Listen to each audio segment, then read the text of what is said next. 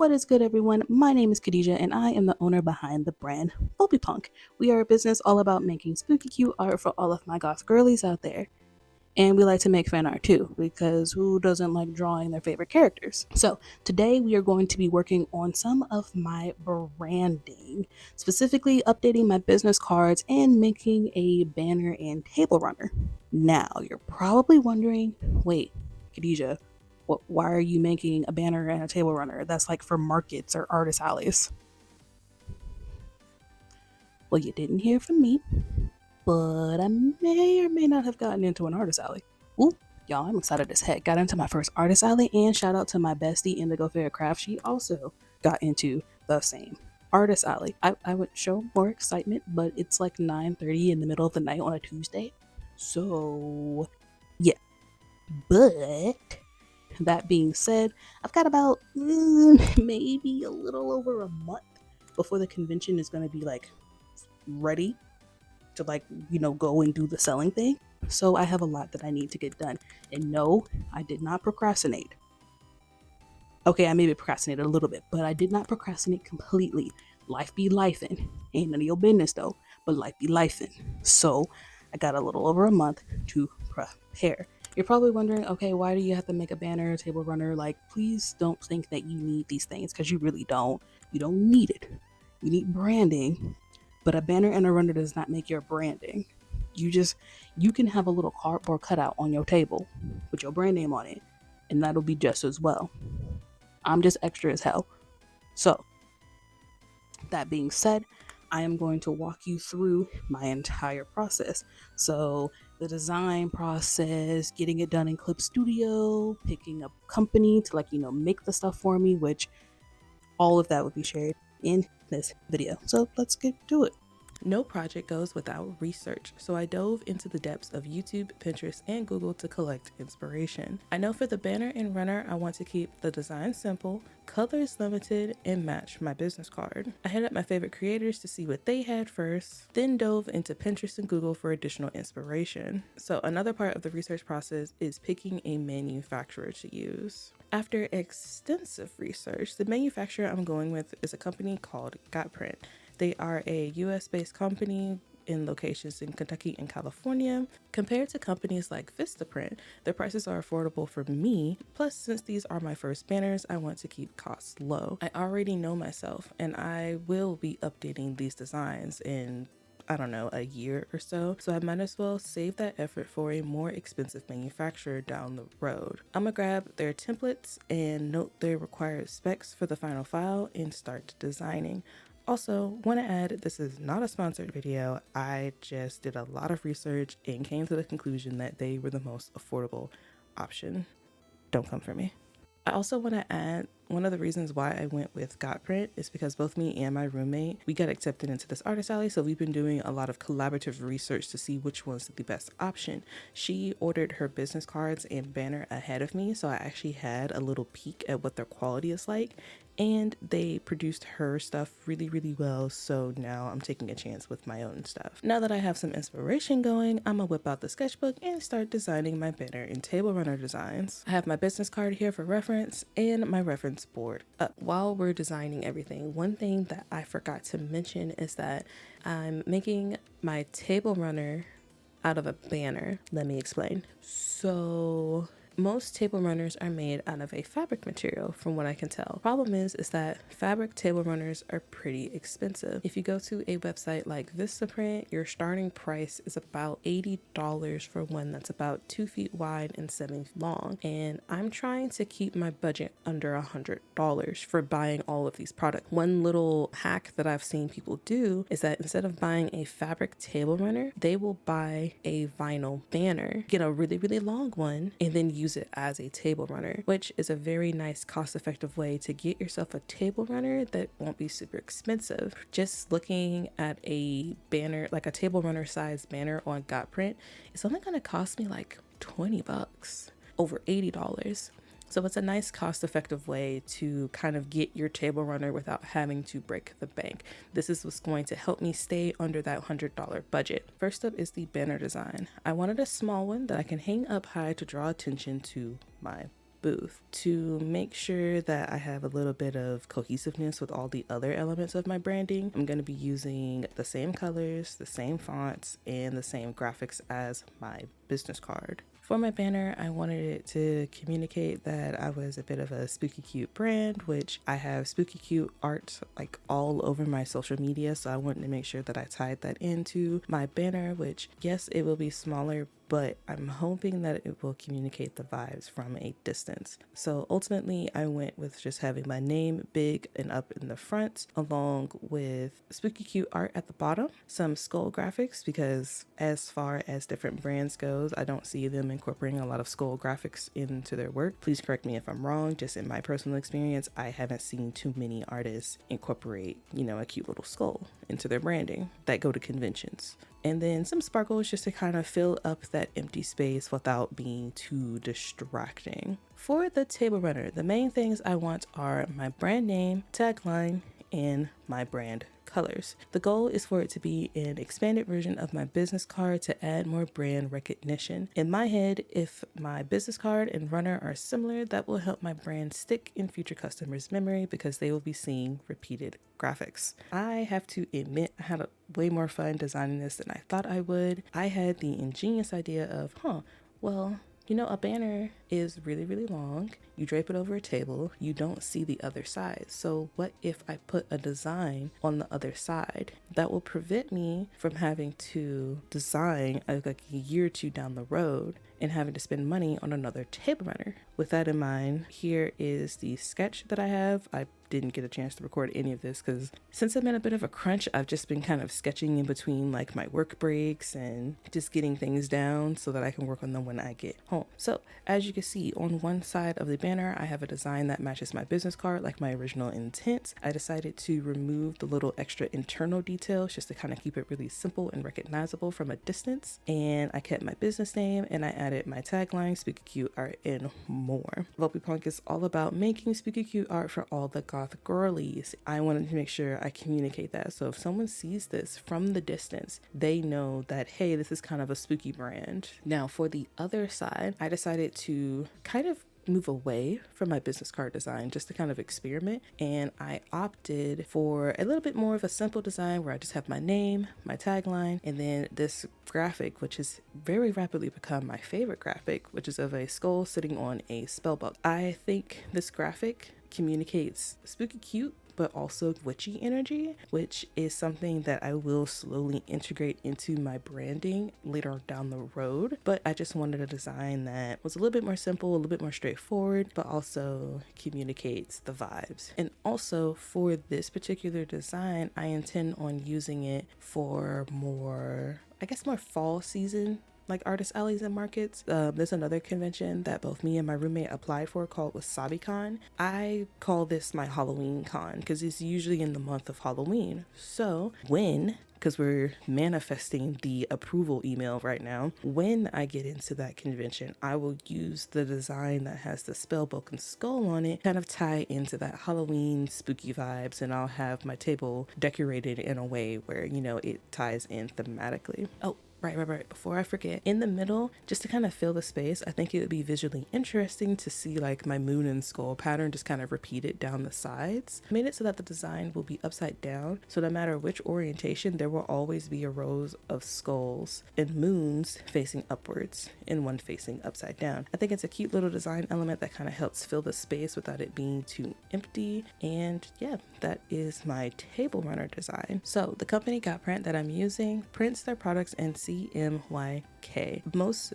if not all, digital softwares operate in the RGB color profile. That being said, we're going to have to convert it to CMYK in order to send it off for manufacturing. The way you do this, so if you're using Clip Studio Paint, I'm going to show you real quick how to do that. But if you have Photoshop, Procreate, any of the Affinity Suite, or just any other software, just do a little research to figure out how you can convert profiles and you'll be good to go. But if you are in Clip Studio Paint, you want to go to View, Color Profile, Preview Settings. Now here, the default is RGB/sRGB. That is a Adobe color profile. That's usually kind of the default in industry standards since most people use Photoshop. Now, as you can see, the colors are nice, vibrant, they're doing their whole thing. But If you go all the way down here, you have these CMYK profiles from this drop down. Now, you can ignore the Europe one and the Japanese ones because we are not using manufacturers in Europe or Japan, but if you were, you would pick one of these options. Since we are using a US-based manufacturer, our options are sheet fed coated, sheet fed uncoated, web coated, and web uncoated. I pick web coated. Now, I only picked this because out of all the tutorials that I watched, these were the versions that a lot of people picked, and after looking at each one and how it treats the color, I liked the way web coated looked. Now, I'm picking coated because the banners and the table runner are made of a vinyl material, which means it's not like paper. It has like a little bit of a glossy kind of like plasticky finish. So if I were to use uncoated, the colors may come out a bit more saturated because it's absorbing into the material more because it doesn't have like a glossy finish or anything like that. But since it's going to be vinyl, I am opting for that coated. So now the software, like the profile, is going to account for any glossy finishes, any plasticky finishes, any coatings to kind of accurately represent the color that will be printed. Of course, you won't get 100% what you're looking for because your monitors count into this. Like your monitors affect how the colors look, the software will affect how the colors look, and there's a bunch of different little elements that will change stuff. For my specific uses, I'm going to use web coated, and as you can see, it's not exactly the color. When I go back to RGB, it's a little bit more vibrant. When I go to web coated, it's a bit desaturated. So you click tonal correction and you can now tweak the color to make it look as close to the RGB version as possible. For this, I will usually have like a version of like the RGB saved file nearby that I can use for reference. But whoa, what just happened? Just happened. So I would be using this for reference, but I just keep this on my other monitor. So as what I'll do here is that I'll start adjusting this tone curve to try to get something that matches pretty close to what I have. And this is just a CMYK. If you want to get into the nitty gritty, you can pick more little channels to kind of tweak the color in. For the sake of this example, I'm just going to use CMYK because that's just the easiest one to keep track of. For the final product, I did have to go into like the cyan and ketone channels to get the exact color I was looking for. But for these purposes, we're just going to do it here like this. I'd say that's pretty close. Probably like a little bit brighter, but please know that you're not going to get exactly what your RGB version looks like. You're using two completely different color profiles, so you just want to get as close as possible. Not only that, you want to take into consideration that when you are sending something to a manufacturer, colors may come out lighter or darker than you're anticipating. And that's just something that you just have to account for and be happy with. For me, I would much rather it lean a little bit darker than lighter just because that's just how my brand is. So I've done my tweaks. This is what I want. You press OK. It's going to apply that to the file. And then from here, for organization purposes, you just want to make sure. So from here, you're going to go to export, and normally I export my images as a PNG, but in this case, I want to either export as a JPEG or a TIFF. If you choose TIFF, which is what, most tutorials recommend, I'm going to go in, say CMYK, so you can just differentiate between the versions of the file. Press save. It's going to come up with this little section here. For here, you just want to make sure that it's not saying RGB, it's saying CMYK. It'll know what profile you put, and you want to make sure that you embed the ICC profile. That is this profile right here. So when you send this off to a manufacturer, if they wanted to get like the details or the data on this, they know what profile it's under and they can print it accordingly. You're gonna press OK. It's gonna take a minute because this is a pretty big file. Press OK. And now, where is it? Where are they? And now I have an a CMYK version of the file that I can send off to the manufacturer. And for comparison's sake, that's also CMYK, please hold. And this is the RGB version. As you can see, the colors are pretty close to each other. I leaned for a little bit darker just to account for if it does come out lighter, but 9 times out of 10, it'll probably print this dark, and I'm so happy with that. Again, you're not going to be as lucky as I got in this case and get something that's like kind of close to the RGB version, but it's just something to be mindful of when you are doing manufacturing. So the website is very straightforward in getting your design submitted. Pick the product you want to manufacture, pick your specifics from the drop down.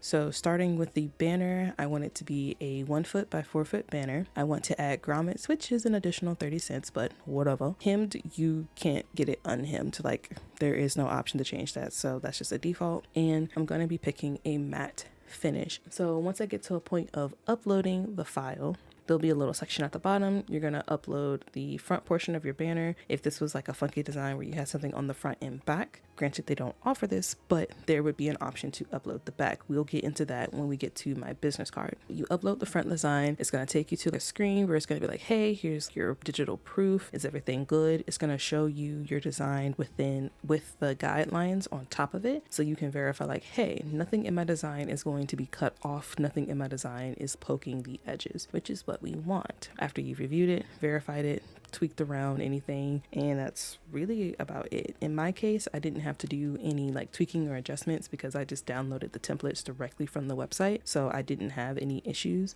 But I did see issues for other people that they had issues kind of like making sure that the image was uploaded correctly, it was being cropped funny. So in my experience, I heavily recommend downloading the template. If you don't know where they are, if you just scroll down to the bottom of any product that you want to manufacture, in the little tab section where it gives you all the additional info, you can download the template, and that can be Photoshop, a JPEG, an Illustrator file, a PDF, a few different options, so you can get the version that you need to work with. I use Clip Studio Paint, but you can download the Photoshop template. You can open up Photoshop files in Clip Studio Paint. I think that helped reduce a lot of the headache for my particular design.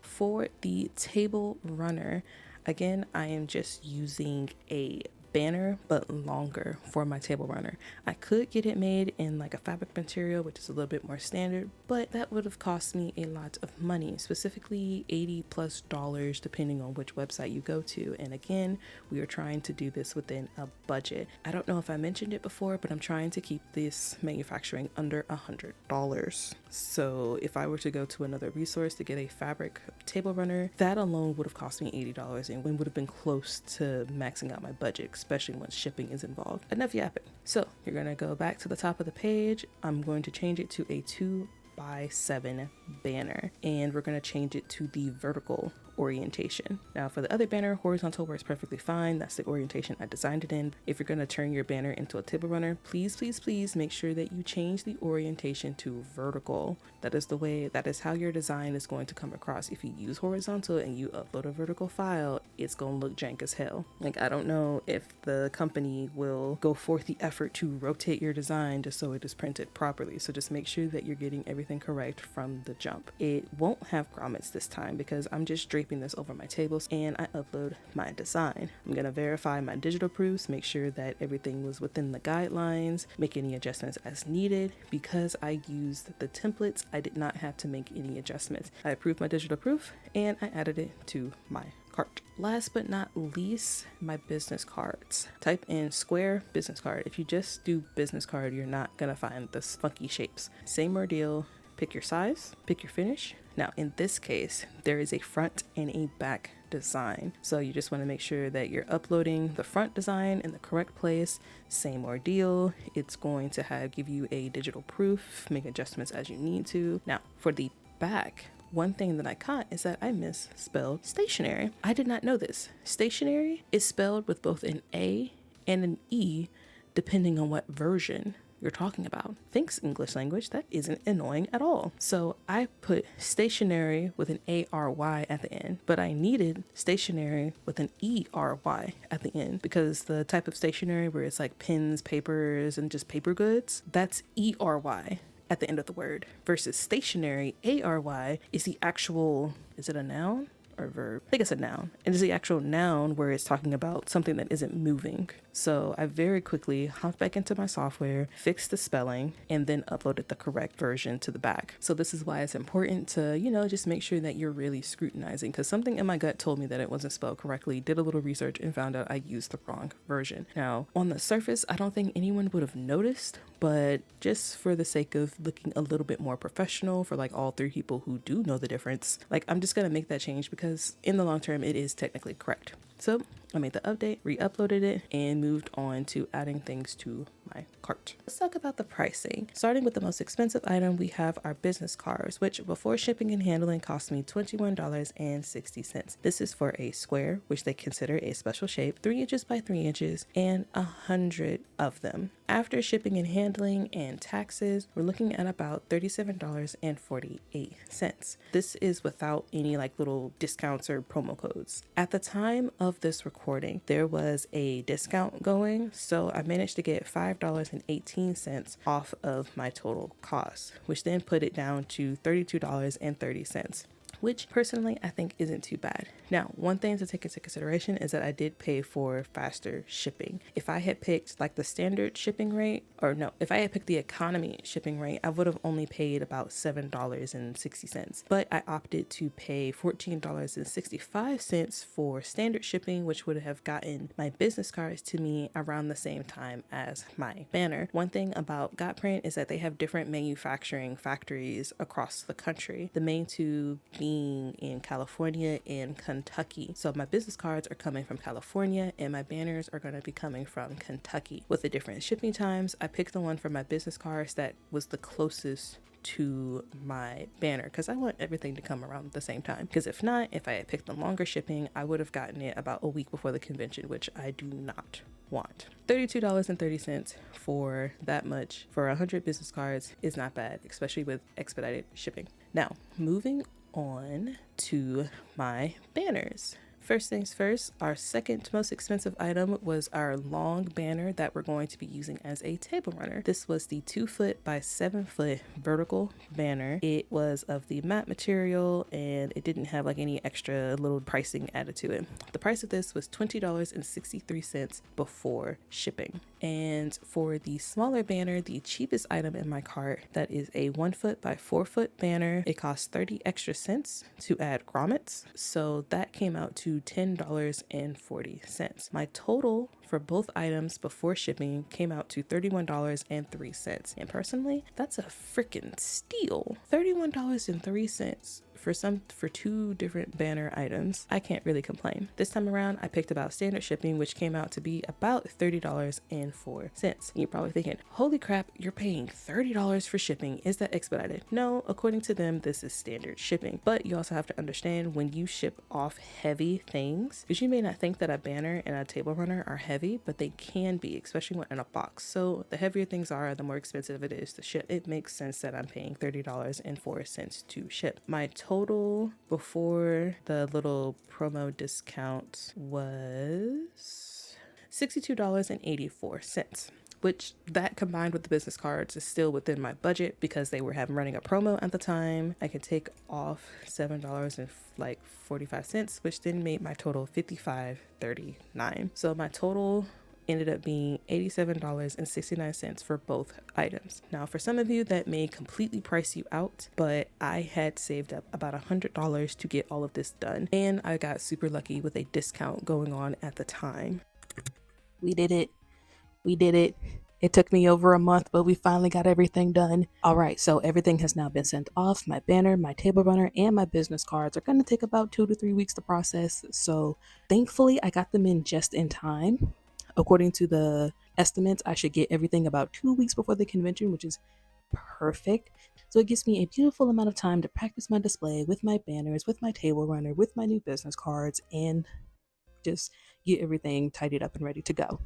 And of course, when the products come in, I will do a mini review of them. We're going to look over the quality, make sure the colors are satisfactory, and so on. The estimate delivery time is going to be about 2-ish weeks before the convention, and I can't really complain about that.